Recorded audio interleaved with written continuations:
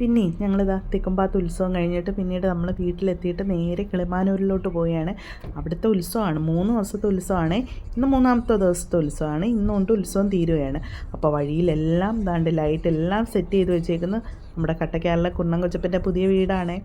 ഇപ്പോൾ ഒരാഴ്ച ആയതേ ഉള്ളൂ പാല് കാഴ്ച കഴിഞ്ഞിട്ട്. ഇപ്പോൾ നമ്മളൊരു ഉച്ചയൊക്കെ ആയപ്പോഴാണ് വീട്ടിലോട്ട് എത്തിയത്. അവിടെ ചെന്നപ്പോൾ ആരുടെയും കാറ് കണ്ടില്ല, സനൂപണ്ണം വന്നിട്ടില്ല, വിഷ്ണുവിനെ കണ്ടില്ല. അപ്പോൾ നമ്മൾ തന്നെയാണ് എല്ലാ പ്രാവശ്യവും നമ്മൾ താമസിച്ചാണ് വരുത്തുന്നത്. ഇന്ന് നമ്മൾ നേരത്തെ എത്തി. അങ്ങനെ അവിടെ ചെന്നപ്പോൾ അവിടെ അപ്പുറം മേളക്കാർക്ക് ഊണ് കൊടുക്കുവാണ്.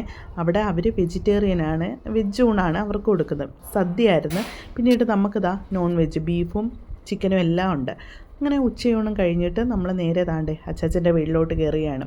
അപ്പോൾ അവിടെ കുരുത്തോല വെച്ച് അലങ്കരിച്ച് വെച്ചിട്ടുണ്ട്. അവിടെ പറയുണ്ട്. ഇതോ ആ കാണുന്നതാണ് അമ്പലം. അവിടെ കടകളൊക്കെ വന്നു തുടങ്ങിയിട്ടേ ഉള്ളൂ. അങ്ങനെ കുറേ കഴിഞ്ഞപ്പോഴത്തേക്ക് സനൂപണനും മക്കളും അശ്വതിയും ഒക്കെ എത്തി.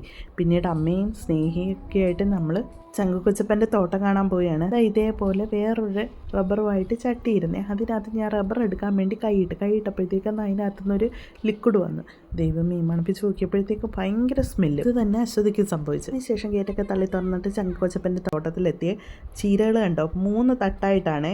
അതിൽ ഇതാ ഈ ചീര പാകമായിട്ട് നിൽക്കുന്നതാണ്. കണ്ടോ, നല്ല മെത്ത വിരിച്ച കണക്കിരിക്കുന്നത്, നല്ല ഭംഗിയുണ്ട് കേട്ടോ. പയറുവള്ളിയൊക്കെ ഇവിടെ പടത്താനുള്ള പന്തലും കെട്ടിയിട്ടുണ്ട്. പിന്നീട് നമ്മൾ പിള്ളേരെയും കൂടെ ശ്രദ്ധിക്കുകയാണ്. അവരെന്തെങ്കിലും പിച്ചുന്നോ എന്തോ എന്ന് നോക്കണ്ടായോ. ഭാഗ്യത്തിന് അവരൊന്നും പിച്ച് ചെയ്തൊന്നുമില്ല. അതിന് ശേഷം നമ്മൾ നേരെ ആറ് കാണാനായിട്ട് പോവുകയാണ്. അപ്പോൾ ആറിലെ വെള്ളം എല്ലാം കലക്കലായിട്ട് കിടക്കുന്നുണ്ട്. ഇന്നലെ മഴ പെയ്തതിൻ്റെ വെള്ളമാണേ, അത് വലിയ ഒഴുക്കൊന്നുമില്ല. അതുകൊണ്ട് ആറ്റിലൊന്നും ആരും ഇറങ്ങിയില്ല. അതുകൊണ്ട് അതാ നമ്മുടെ വീട്. പിന്നീട് നമ്മൾ തിരിച്ച് വീട്ടിലോട്ട് പോവുകയാണ്. അപ്പം നല്ല മഴക്കോള് വരുന്നു. നമ്മൾ വിചാരിച്ചു ഉത്സവം വെള്ളത്തിലായെന്ന്. ഇപ്പം ഞാൻ റെക്കോർഡ് ചെയ്തുകൊണ്ടിരിക്കുമ്പോഴും ഇവിടെ ഭയങ്കര മഴ കിടക്കുന്നത്. അതിന് ശേഷം വൈകിട്ട് നമ്മൾ കുളിച്ച് ഡ്രസ്സൊക്കെ മാറ്റിയിട്ട് നേരെ അമ്പലത്തിലോട്ട് പോവുകയാണ്. അങ്ങനെ പിള്ളേർ സെറ്റെല്ലാം ഉണ്ട്, അമ്മയുണ്ട്, ഞാനുണ്ട്, ചേട്ടനുണ്ട്. അങ്ങനെ ഇതൊരു മാടൻ അമ്പലമാണ്, മാടൻ നടയാണ്. അങ്ങനെ അവിടെ ശിവഭഗവാനാണ് പ്രതിഷ്ഠ. ശിവഭഗവാൻ മാടരൂപത്തിൽ. അതിനുശേഷം അവിടെ ചെന്ന് തൊഴുത്, നല്ല ഭംഗിയുള്ള ഒരു കുഞ്ഞമ്പലമാണ്. അവിടെ ചെന്ന് തൊഴുത് അപ്പോഴത്തേക്കും താണ്ടേ ചന്ദനവും കുറച്ച് പൂവായിട്ട് തന്ന്. ഈ അമ്പലത്തിൻ്റെ തൊട്ട് ബാക്കിലും ആറൊഴുകുന്നുണ്ട്.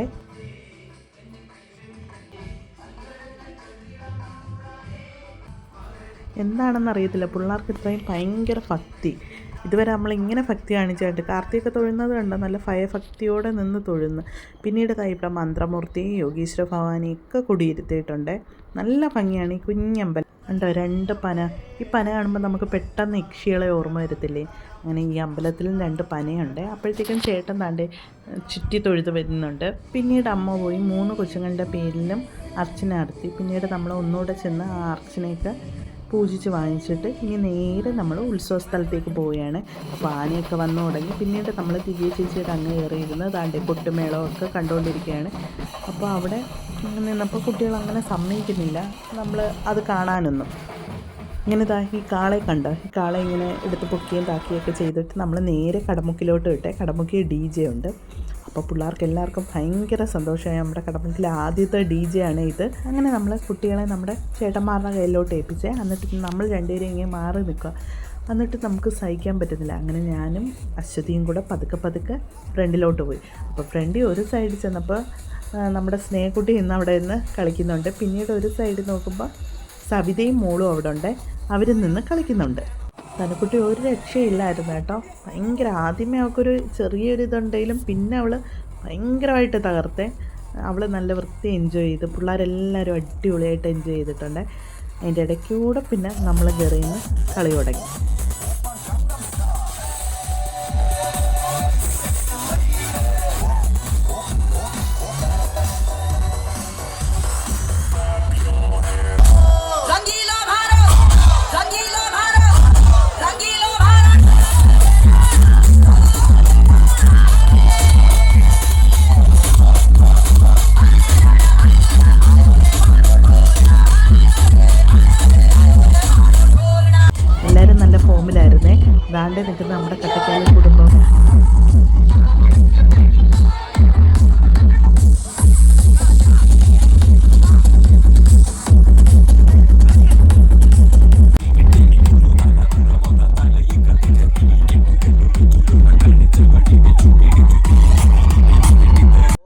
1.5 മണിക്കൂറൊക്കെ കഴിഞ്ഞ് DJ ഒക്കെ കഴിഞ്ഞ് പിന്നെ എന്താണ് ആകാശവാണിയാണ്.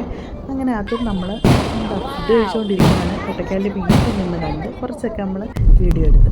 പിന്നെ ചേട്ടന്മാർ നല്ല ഫോമിലായതുകൊണ്ട് നമുക്ക് അവരെ കൊണ്ട് വണ്ടി ഓടിപ്പിക്കാൻ പറ്റത്തില്ലല്ലോ.